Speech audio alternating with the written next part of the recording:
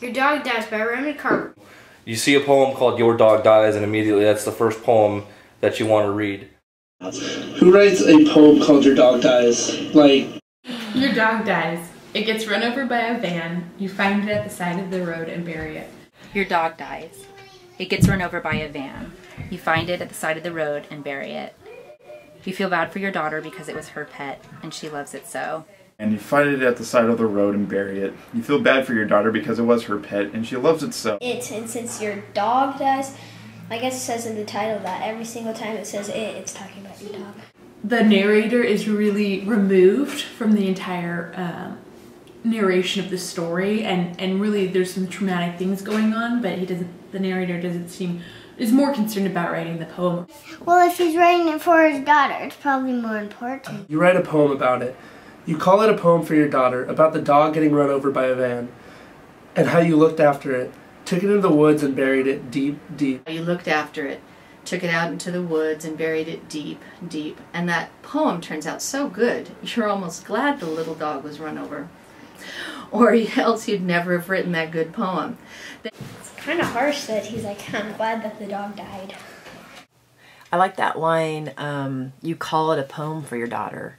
Because, of course, he's calling it a poem for his daughter, but it's really not a poem for his daughter.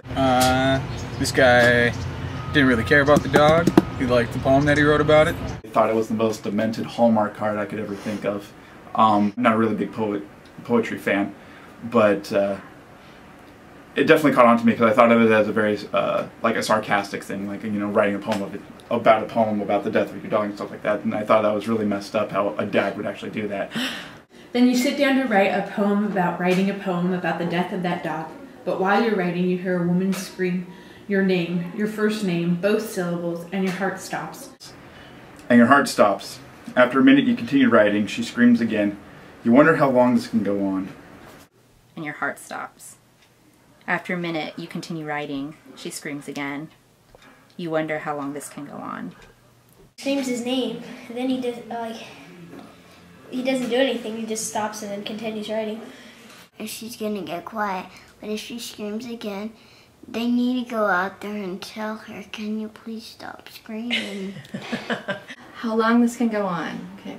The screaming or the writing about life instead of living life.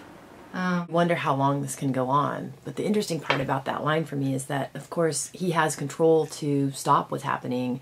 And that line, wondering how long it can go on, is kind of removing himself from kind of any kind of responsibility in actually changing. No, it was always about me proving that I was right.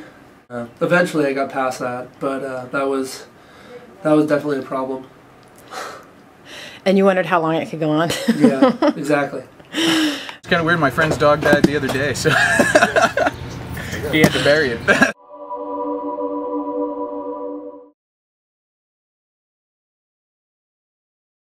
So what does that have to do with the poem? I mean, as far as reading poems. You don't have to cut that. No, we can make it work. It doesn't have anything to do with. How long can he go on knowing his daughter's a serial killer? She started with dogs. She has now killed his wife. A poem can mean many different things. I mean, I think that there is a kind of overall theme that's going to be portrayed in that poem, and especially in this one. Spring break!